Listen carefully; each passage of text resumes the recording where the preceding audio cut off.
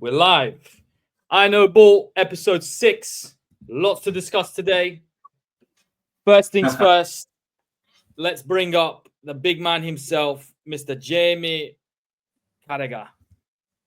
He's had a lot to say this week, Mr. Carragher. Good old Jamie. What do you think? Good old Jamie.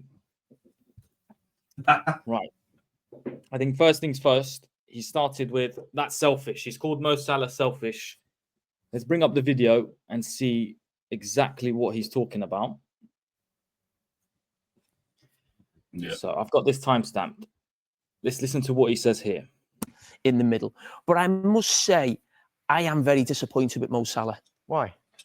That interview last night after the game, and it comes out today.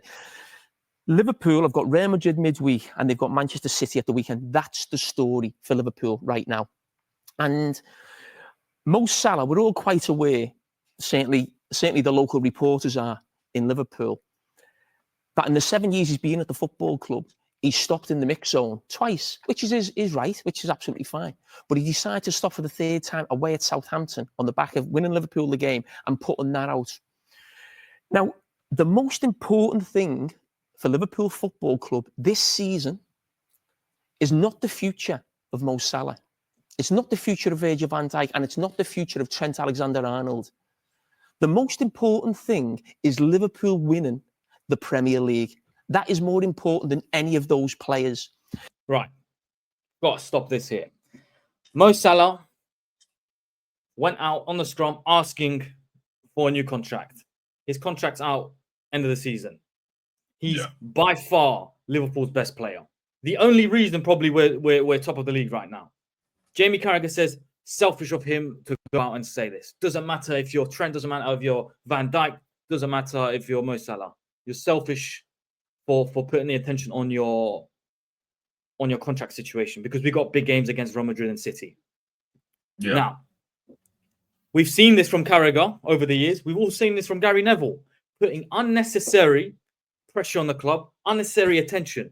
If Mo Salah is diverting attention from winning the league, which he says is the number one priority, which it is, and instead making it about himself, which is why he's called him selfish.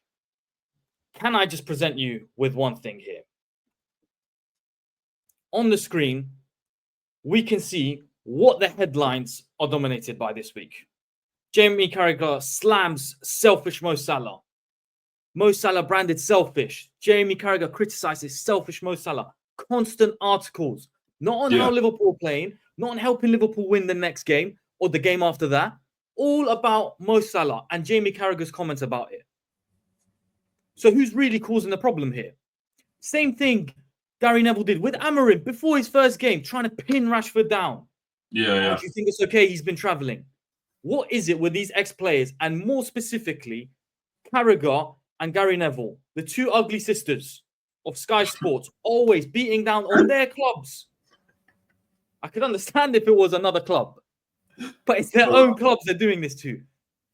They should be concentrated on winning the league. Let me fast forward this clip a little bit more, where Carragher makes another point. Another point, right? So if I just skip ahead to, I've made a note here, 2:23. Let's hear what he has to say here.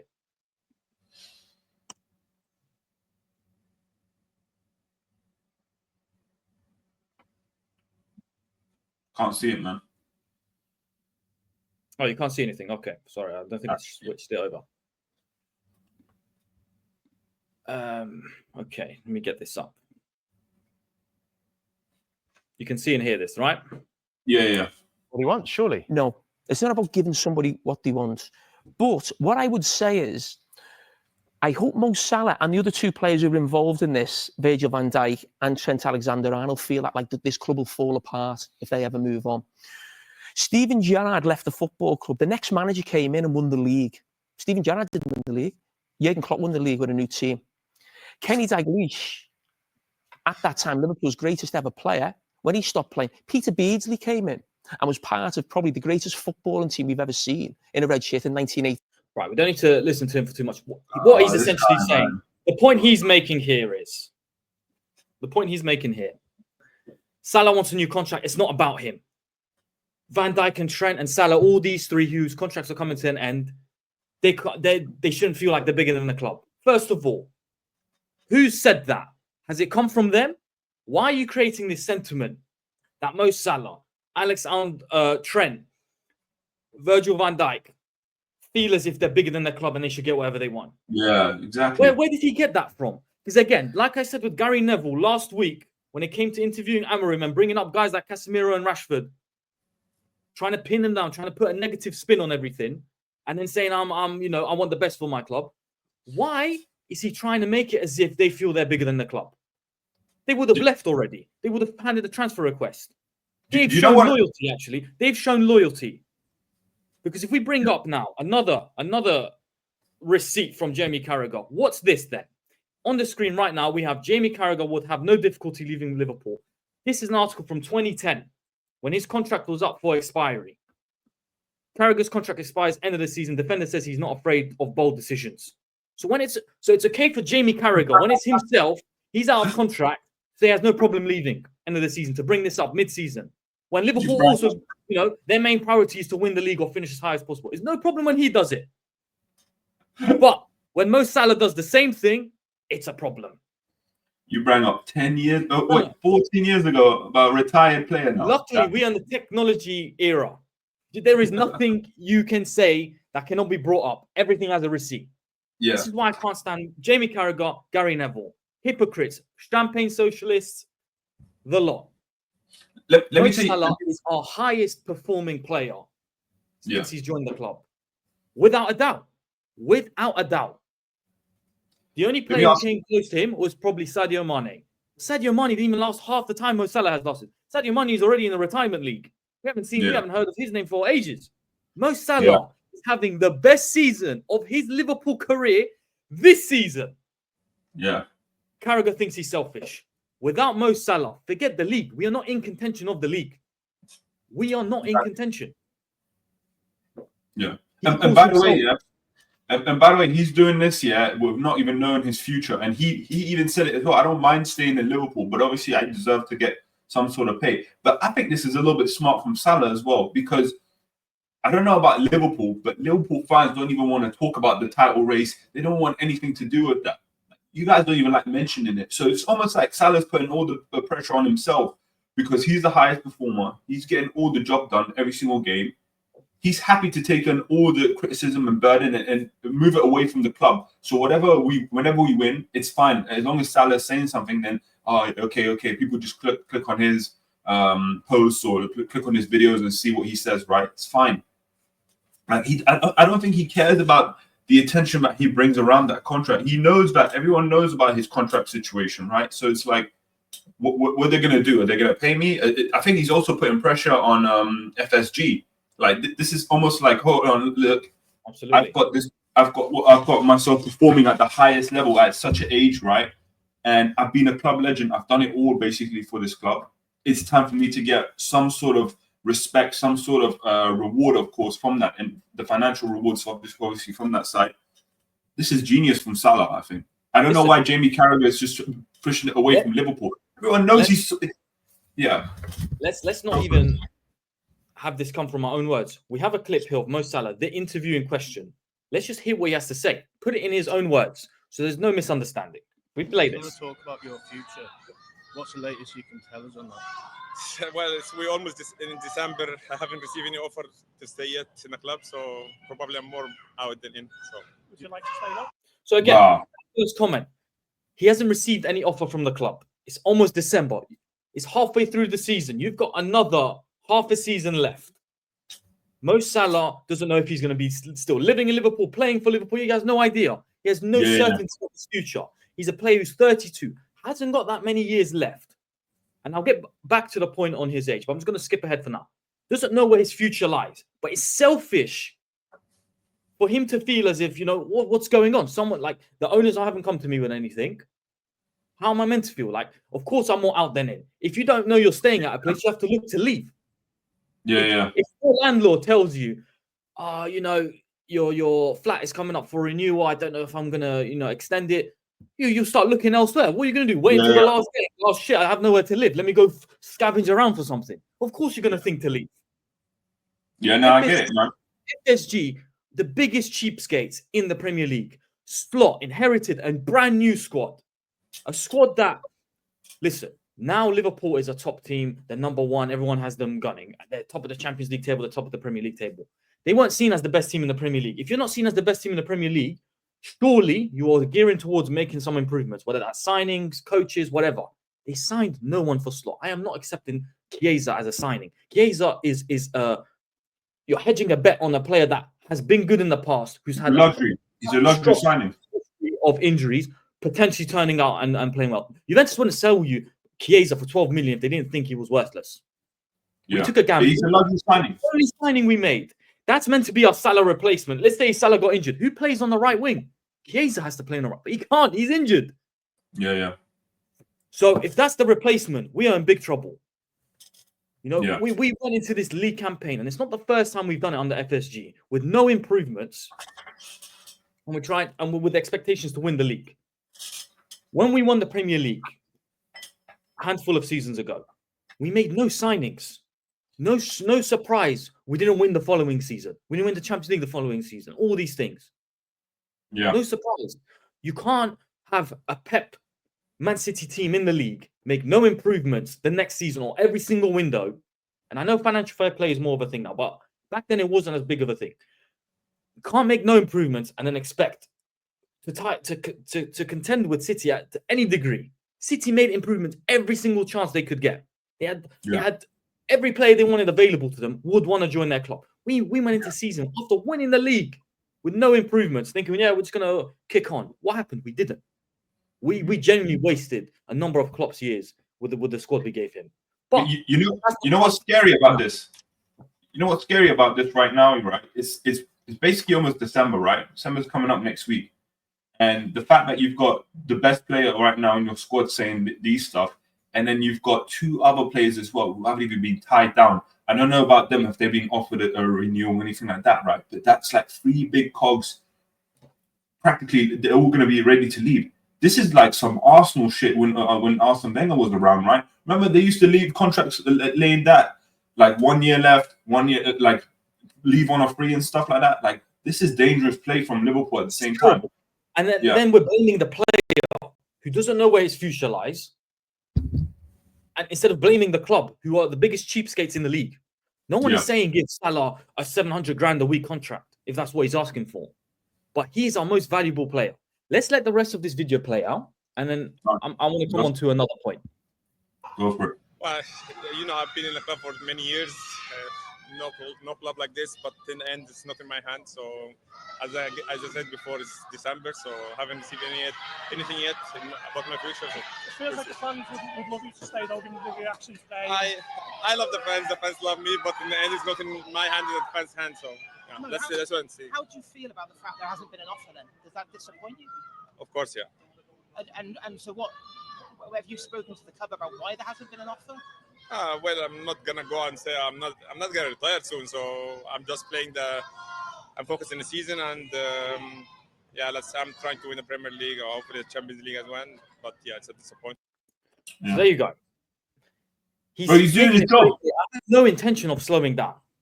Yeah, he has no intention of slowing down. Now, in the past, there's this policy of FSG don't like to hand out contracts to players in their 30s, Fabinho, Jordan Henderson, etc. But we can't take, first of all, this is what Mo Salah at 32 years of age looks like. Looks a lot better than most 30-year-olds I've seen. Yeah. This is Mo Salah at 32 years of age, having the best season of his life so far. This is so. If he continues like this, is the best season he's had under Liverpool. Yeah. Jamie Carragher brought up his age. Why I have a problem with that? It's easy to say he's in his 30s, don't give him a long contract. But nowadays, footballers are lasting longer than ever. We are not seeing footballers' primes anymore at 27, 28. It is going into their 30s, 31s, 32s. This is happening. Lewandowski, look what he's doing at Barcelona. He's much older than Mohamed Salah. Look at him. Ronaldo's, Messi's, of course, these are exceptions. But players are lasting much longer. Toni Kroos, Luka Modric, all these players last longer. Mo Salah is of that ilk. He is of that world-class elite level. We can't just say Mo Salah's 32, we can't extend his contract. Yeah. Because what Jamie Carragher is saying is Mo Salah is the equivalent of Wayne Rooney. Ronaldo and Wayne Rooney, not the same age. Wayne Rooney is younger than him. Look at the two difference. Yeah. Difference in professionalism. And again, Mohamed Salah is a Muslim man. He does not drink. He does not party. His lifestyle is suited to the career he has. He's an athlete, professional. Whereas a player like Wayne Rooney wasn't. Wayne Rooney would party. Wayne Rooney would drink. Wayne Rooney would get up to all sorts of nonsense. And that's why he retired when he retired. And that's why Ronaldo is still going on, gunning for 1,000 goals in his career. And that's why he looks like that. That's why Wayne Rooney looks like that. So I'm sorry. It's too simple of an argument to say, Mo Salah is 32. We can't extend his contract for 3 years. Why not? He just said to himself, does that sound like a man who wants to leave? That sounds like, to me at least, a man who wants to stay and give everything he can. Now, if he was declining, I would understand you. He's having the best season he's ever had. Exactly. So the best start he's ever had. He's 32. Looks phenomenal. Yeah. So what, is this and you know what's funny? Sure he can, but so can every single player on this planet. Does that look like a player who's falling off? Not to me, it doesn't.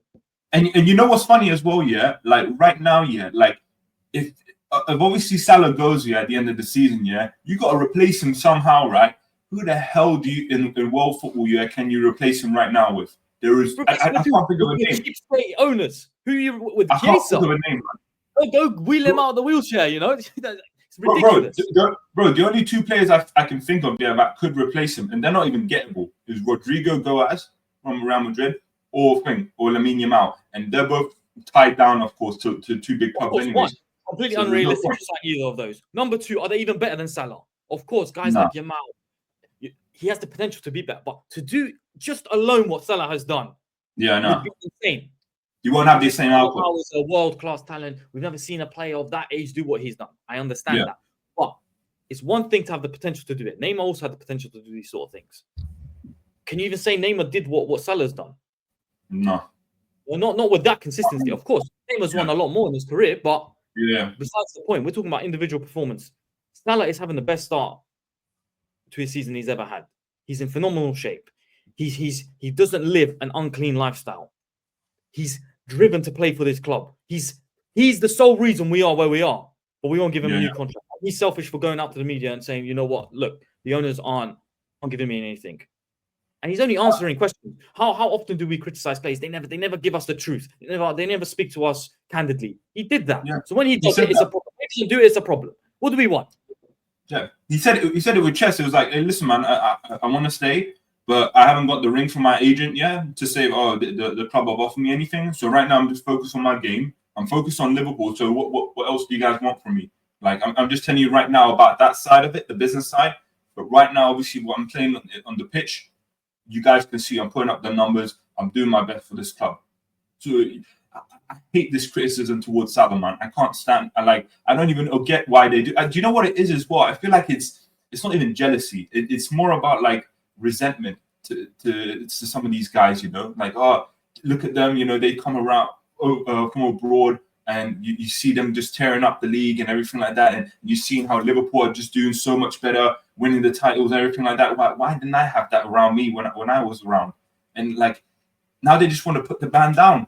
Like you should be like shills. Sky Sports shills, because when it's their mates involved, we've seen it with Gary Neville. They don't say a lot, do they? When Ollie's when his head's on the cutting board, he stayed very quiet. Was very vocal for Jose Mourinho, Van Gaal, Ten Hag. Very vocal then. Why we get or it's got their own interest involved. They don't say a lot. Again, Mo Salah. There was all this talk about him going to Saudi last season. He showed his loyalty and stayed. He's also still showing his loyalty by performing better than he ever has. By saying to the media, I want to be here. But he's selfish. But Jamie Carragher's a disgrace. Again, let me just bring up the article. He did the same thing. And he was half the player. He actually was nothing at that time. He was in his 30s. He was washed. Mo Salah is better than any player Jamie Carragher ever played with. But bro, why did we criticizing FSG for this? FSG should be getting more because allowing 3 of your big players right now, to be on that to basically be out of contract, by the end of the season is a disgrace. Like you shouldn't be doing that. if it was Arsenal, if it was United, yeah, Carragher would be on them saying that is so bad, that is so bad. So why are you not saying the same thing towards FSG? And I want to put this on you right now, yeah, because you said a few weeks ago, okay, Trent was the most important. We've got to tie him down. Do you want to retract that right now? Because you rather. Because Trent looks like he's the most out. He looks like he's ready. He's ready to go.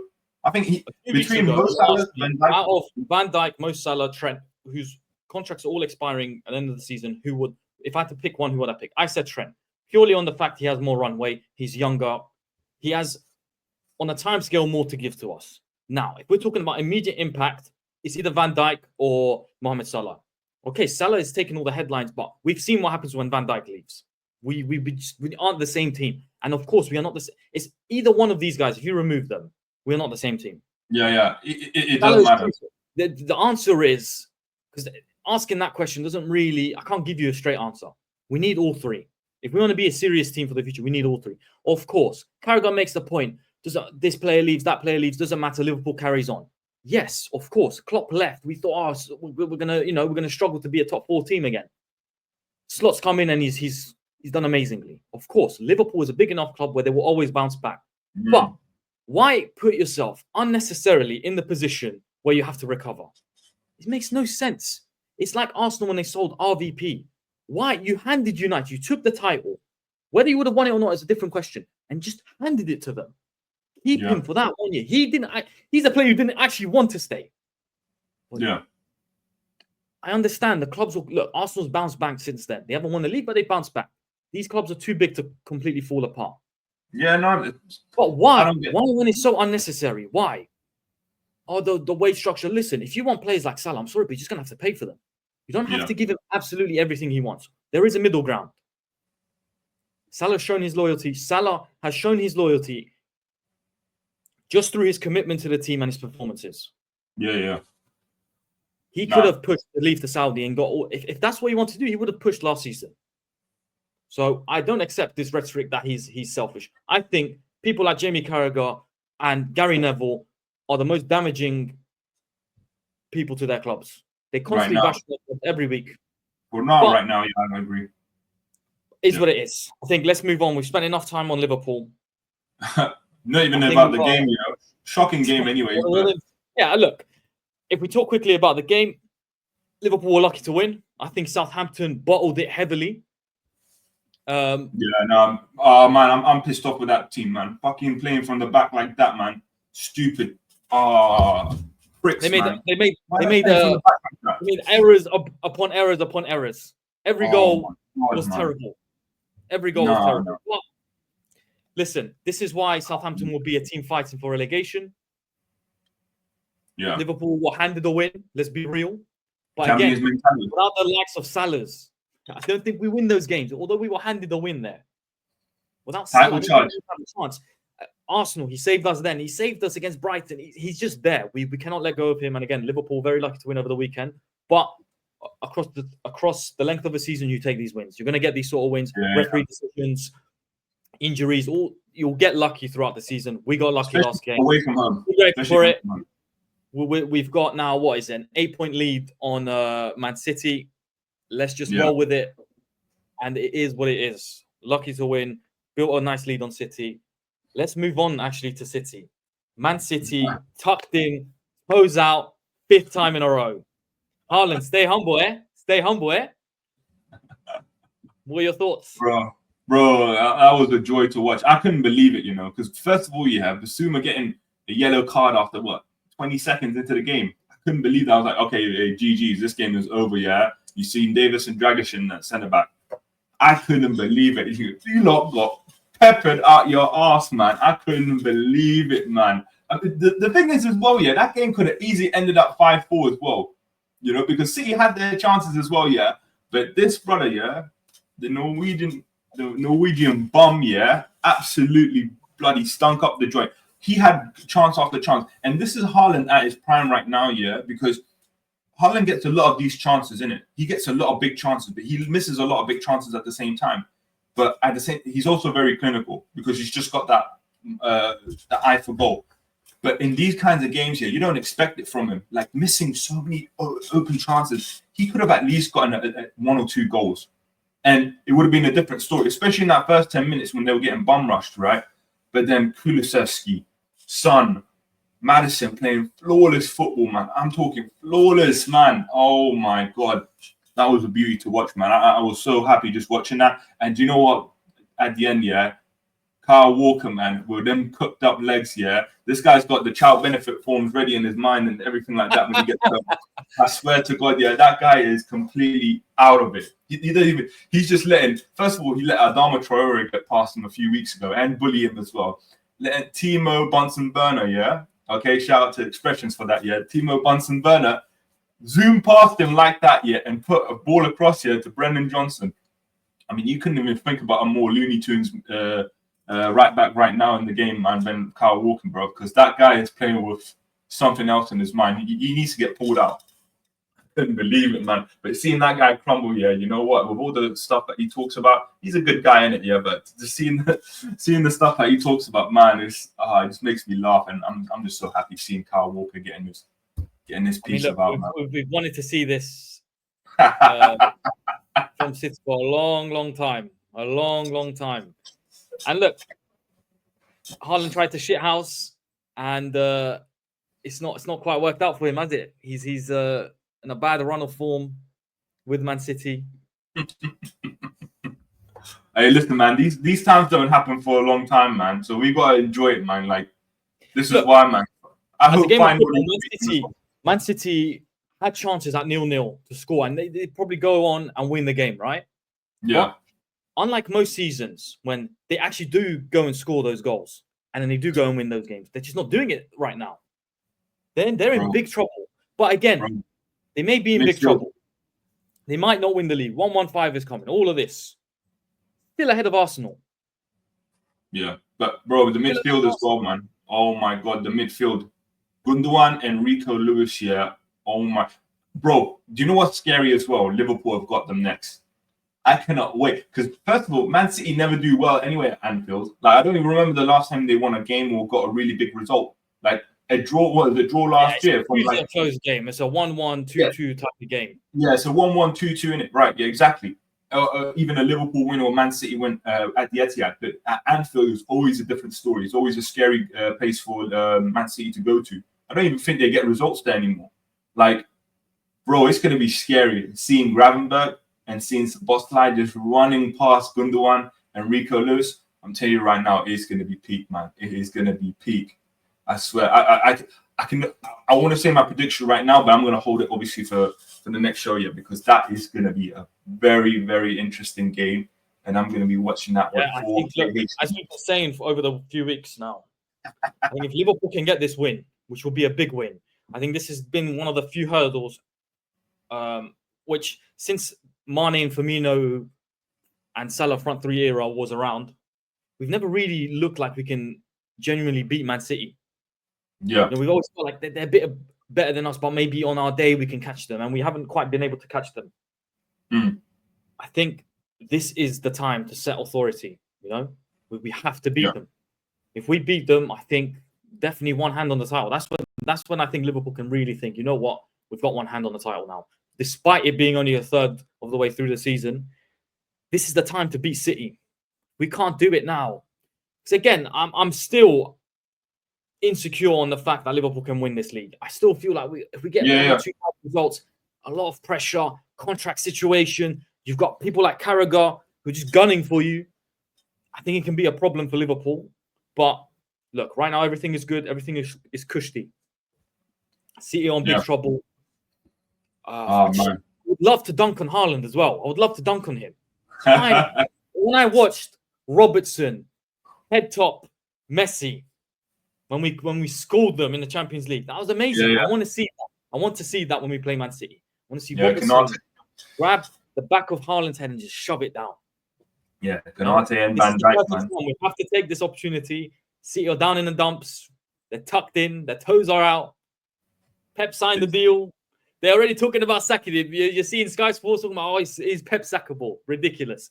No. Do you know what? Yeah, as well. Yeah, like this is what I think as well. I think the reason Pep might have even signed that contract was to like, oh yeah, just to rally my support for the club and everything like that, scare the people off. But there is a possibility that at the end of the season, he just says like, oh, I'd rather just like leave. And he just like, oh, and then, because listen, those contracts can end. It does, like, people think, yeah, oh, you just signed a 2-year extension. Same thing happened to, what's it called, Eric Ten Hag. Now, he got sacked, right? But Pep's not going to get sacked. He's probably going to say at the end of the season, oh, okay, look, maybe it's time for me to leave. Like, I took this team as far as I can. I can't do another rebuild, or I don't see the way that we can rebuild right now, because they are getting Hugo Viana from Sporting as a sporting director. So there's a lot of things that's going to be changing as well. And he's probably like, I'm not up to it, you know. I tried my best this season. You know, I don't have my players. Like, even Pep was doing all this, like, you know, crying and stuff like that. Oh, I need my players back. Like, watch when I have my players back. He's out of it as well, man. I mean, listen, Pep is Pep. He's going to turn it around somehow. But, man, does he need a lot of reinforcement. I mean, they need at least 6 players to be brought in.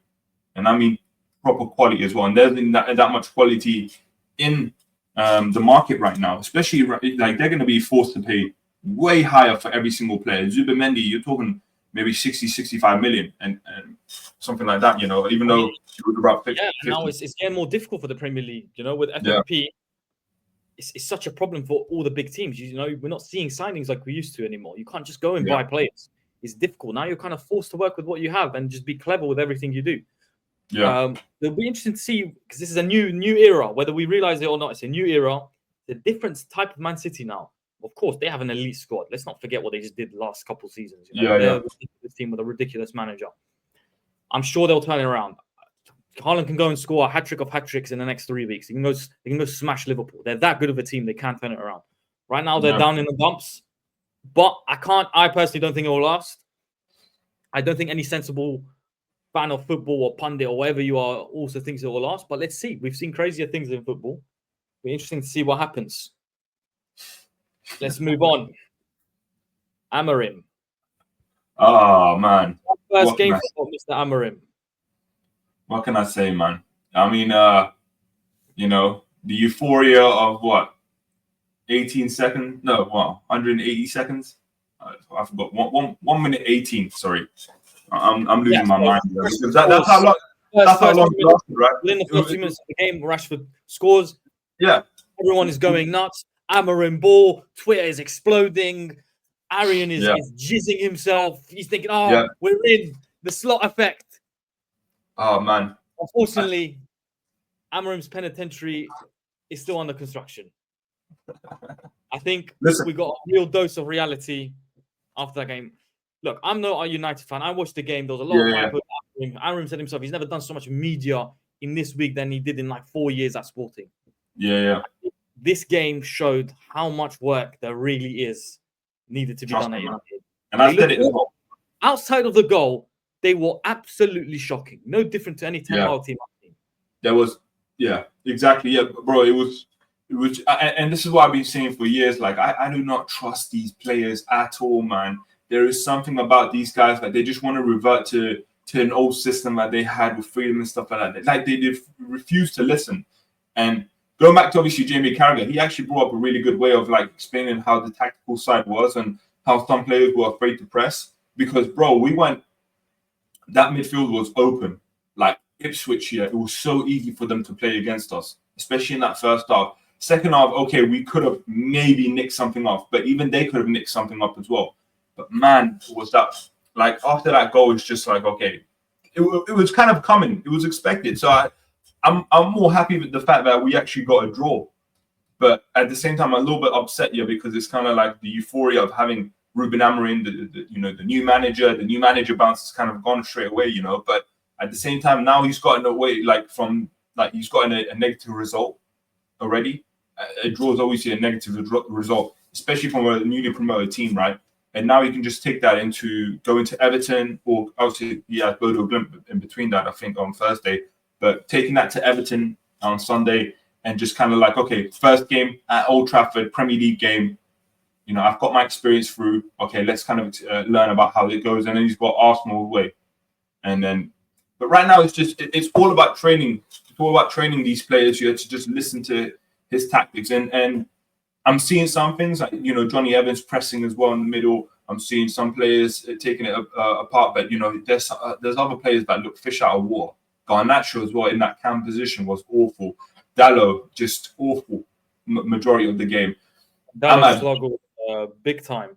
But yeah, I think this is where the fans need to stick with their new coach. He set the expectations. We said this last episode. He said it's going to be painful, It's not going to be a smooth run. And that game showed that was the dose of reality. I think all the fans needed. Everyone got excited. Amarim's a very well-spoken guy, very likable. I think the fans believe in his style. He's shown he can beat the big teams like Man City with it. But it's going to take time. He said at post match interview as well. Look, like that's clearly not Amarim's best 11. You have to give him time. He's been in the job less than a week. Like, give the guy some time. Stay patient with him. I think he can change things with United. He's just going to need a lot more time than people are going to give him, I think. No quick fix, and they showed it. But this is reactionary stuff, right? Oh, Ten Hag wouldn't have done that. Mate, Ten Hag lost his first 2 games and we lost 2-1 at home and 4-0 away at Brentford. Like, come on, man. Like, of course, everyone respects you. You have to give time to these players and this manager as well, especially the manager right now, because I am away from all these players. I don't care if you want to sell the best players in our team. I don't care. As long as Amarim's happy with the squad, that's the main thing. But right now, it's just about learning and also just the media just getting off his ass, man. So, like you mentioned earlier on, so much media coverage, so much. This is Man United, so he should have expected it anyways. If he didn't expect this, he's a little stupid guy to even think, oh, I'm just going to get away with it, kind of play at the back. You had the biggest club in England. Top 2, top 3 biggest clubs in the world. You're going to get the media on your ass, man, 10 times more than anything else. Yeah. Okay. If I could just step in on this, I agree. Making the comment, I've done more media than I did that 4 years in Sporting. I think those sort of comments hurt Amarim. Like you say, this is the biggest club in England. Man United is the biggest club. Yeah. They have the most fans. They have the richest history, everything. I'm a Liverpool fan saying that. What did you expect? It's a team that has so much pressure, so much. All the pundits, like half the pundits are ex-United players. The media will be on your case. Yeah. If you're not doing well, they will be on your case. If you're doing well, they'll be on your case. Sky Sports is already talking about, is Pep sackable? Pep Guardiola can't escape criticism. Amarim is definitely not going to escape it. If he didn't want media attention, he should have stayed in Sporting. Yeah. I think Amarim is United's best hope. I genuinely like him as a manager. I think he can potentially do something. But, my friend, this is the job. This is one of the biggest jobs in football. If you can't handle the media and all these things and the pressures that comes with it, then this is not the job for you. Let me say it as well. Right now, because this is the media just being slime balls as usual, right? This is the English media that we're talking about as well. So right now, the way he's just commenting all these things, the English media are just going to go and hound him even more because that's how they are. They're just ruthless like that. Like, they don't give a damn. They're going to, and this is just going to make his status much worse. So whenever he does an interview now, whenever he says something, they're going to start biting back at him, just like they did to Jose, just like they did to other managers as well. So they're just going to completely go at him right now and try to attack him as much as possible. And he's trying to save face, but he's going to get pissed off at some of these interviews very soon. And that's going to be more headlines. And obviously the media are going to try and really degrade him more. Because if you're not a media guy or you're not someone who wants to talk to the media, they're just going to slander you as much as possible. They're going to make up words. They're going to make up things in your mind. And they're going to say stuff that, you didn't say just so you can get a reaction out of your papers and stuff like that and sell whatever thing, subscription that you have. And that's it. That's literally what's going to happen right now. And Amarin has to tread very softly. But at the same time, listen, man, it doesn't get any bigger. It does obviously get bigger, obviously, with Real Madrid and Barcelona. But, this is as big as you can get right now. So, be happy where you are and just learn and take those battles with you, man. But he's got to pick his battles in this thing. When I say pick his battles as well, be cautious of who you work with. Be cautious of what you go into attack and what you actually just focus on. So, yeah. Yeah, look, it's going to take time for Amarim to do anything with this team. Yeah. United fans have just got to be patient. They got to stick behind him because you're on the do that for you. The likes of Gary Neville do not help. They don't help. They don't help the club at all. But I think Amorim has what it takes. He's just going to need a lot more time. Yeah. Okay. So next, we're going to go on to Chelsea. What do you think of their game against Leicester? Chelsea light work, or was it? It was light work. I mean, listen, 2-1 doesn't say it's light work, right? But it was definitely light work. Like, Chelsea looked very good. They looked fluid. I think right now, yeah, like, as much as we want to criticize them as well, you know, as the team and buying all these players and 1 billion spent and stuff like that, and you still don't have this person or that person, they're doing a job right now, man. And that's what Maresca's all he's got to do. He's just got to be able to coach these players, and he's coaching them right now as best as he can. Sorry, and they're getting results. Like, they're doing very well for themselves. Obviously, they want to be a little bit better.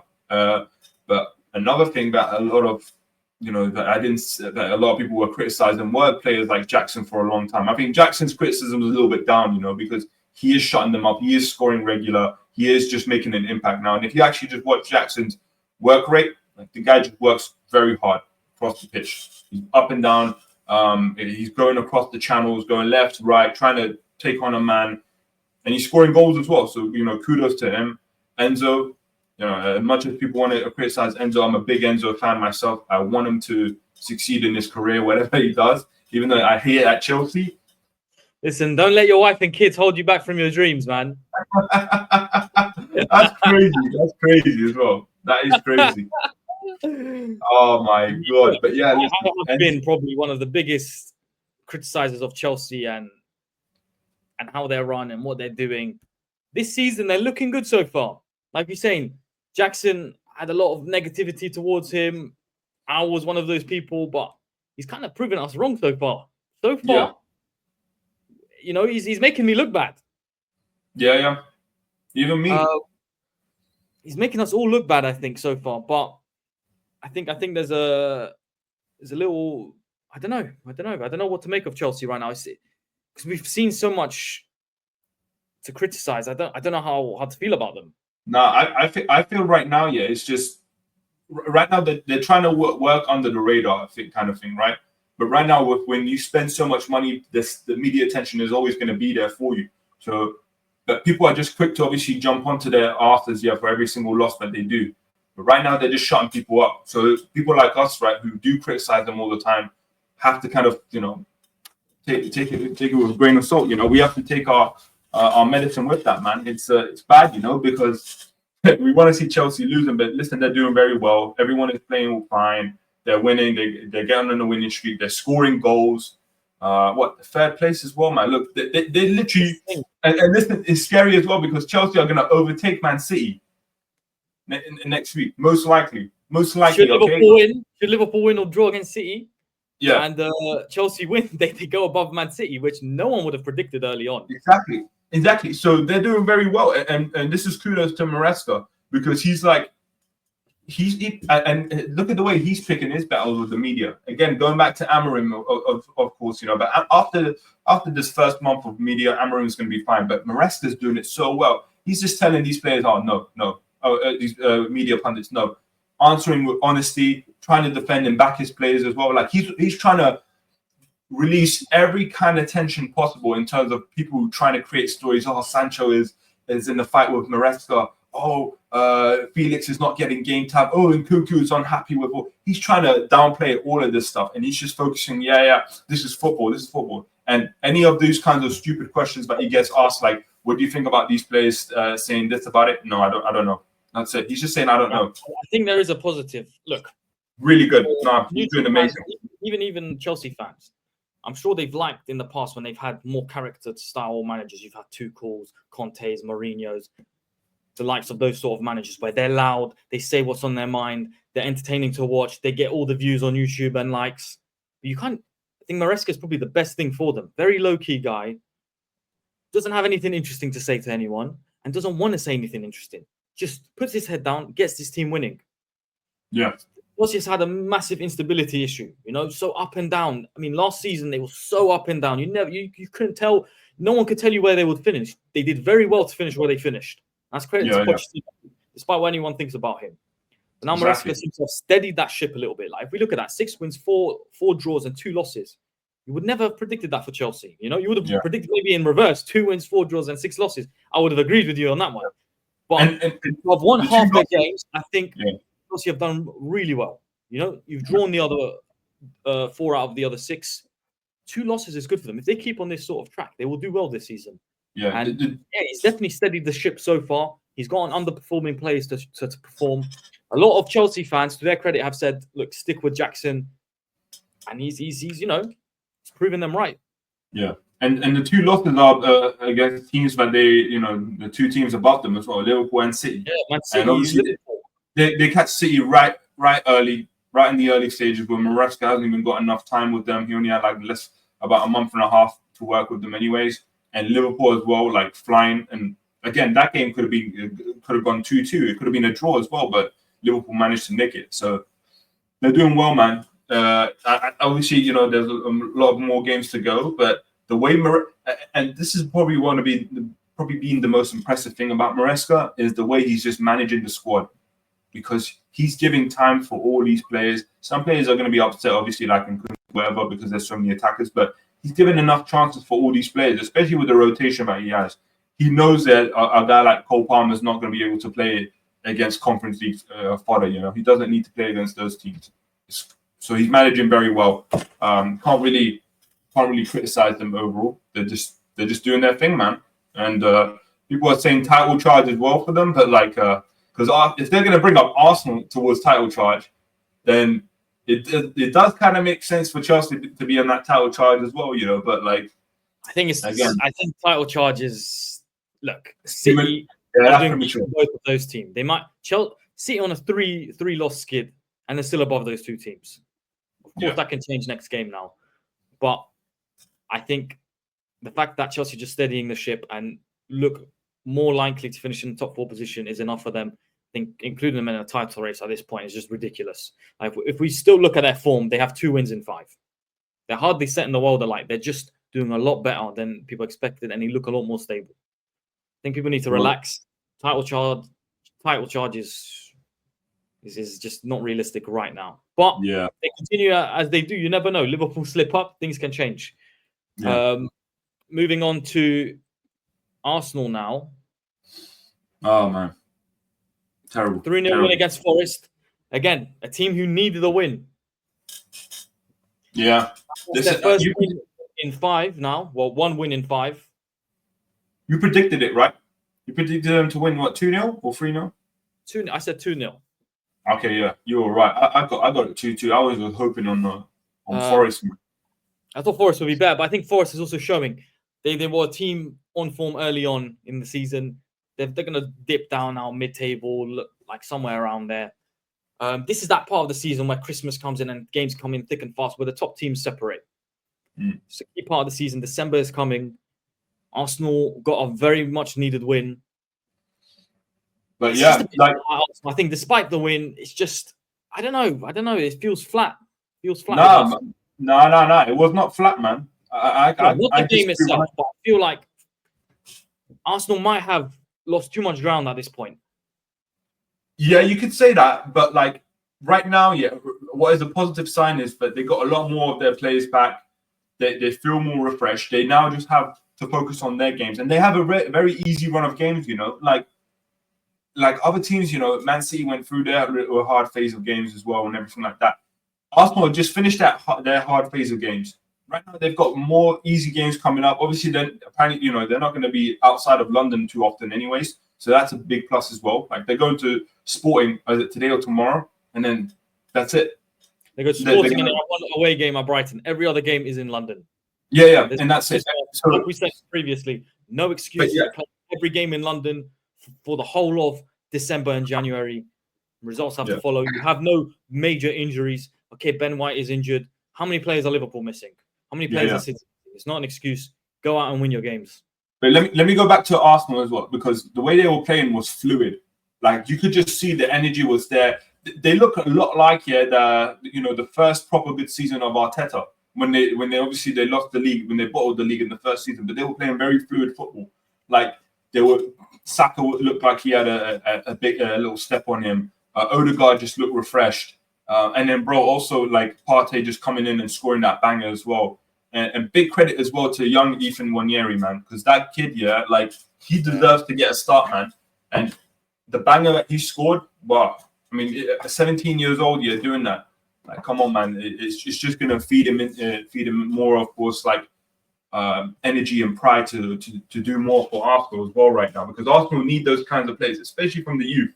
They haven't had a lot of youth academy graduates. I mean, obviously we got Saka there, but like they're looking for more youth players to bring in and everything like that, and they should be as well. Like give these players more chances. Arteta just needs to be able to say, just give these people some chances, because you see Nwaneri just picking up the ball from midfield and running across, and he's doing it fearlessly. So just give these players more chances as well. But the main thing is the style of play right now. Arsenal have gotten a really good style of play, but can they? Obviously, they are shapeshifters. You know, they do want to. Some games they want to attack, some games they want to defend, right? So they love to do that whole shapeshifting kind of thing as well, man. So yeah, look, young Ethan Nwaneri, man. I always love seeing young players succeeding and doing well. Of course, even though it's a rival player, but I just love the fact that they get their they get their stuff. They get all the credit for their team as well, man. So that's really good. One thing we can say about the Premier League is the youth does come through here. They do promote the youth in the Premier League. United, actually a really good example of that. Chelsea now, you've got Arsenal. Pep feeds us a couple of youngsters every now and then, 1 or 2 a season. Hey man, he made mistakes. And youth player that makes it in the Premier League sticks around and becomes a top player typically. So it seems like this guy's got a bright future. And obviously United have got that 16-year-old that's coming through now, who's listed on the bench for United. Kobe Manu as well, man. Like what he still needs to. I mean, we're doing like Kobe Manu's like freaking 25 years old right now. Like he's still like 19 years old. 19, 20, right? Something 19, 20 years old. Yeah. Kobe's still young, man. So we got him to come. Listen, we got a lot of youth players ourselves to come. I think whatever happens with United, that's another story. But right now, speaking about Arsenal is the main thing right now, and they're just doing very well, man. Sadly, but I'm hoping for the next loss, but maybe West Ham. I don't know Lopetegui. Bro, I was watching yesterday as well. Lopetegui, the way they were playing as well, like they were very proactive against Newcastle, man. Like they hit him so quickly with the goals, corner kick and Wan-Bissaka as well, like, and they just kind of flat out just defended and then took their picks as well. Maybe they can do something against Arteta, man. I hope so. I hope a red card as well. It's gonna be 5:30 kickoff, so the lights are gonna be there. It's gonna be a little bit of a darkish game, so can't wait to see that as well, man. But yeah, that's another one. Okay, I think that's all from us for today. If I could just leave us with one point. It's leave the punditry before the punditry leaves you. That's all for us. See you.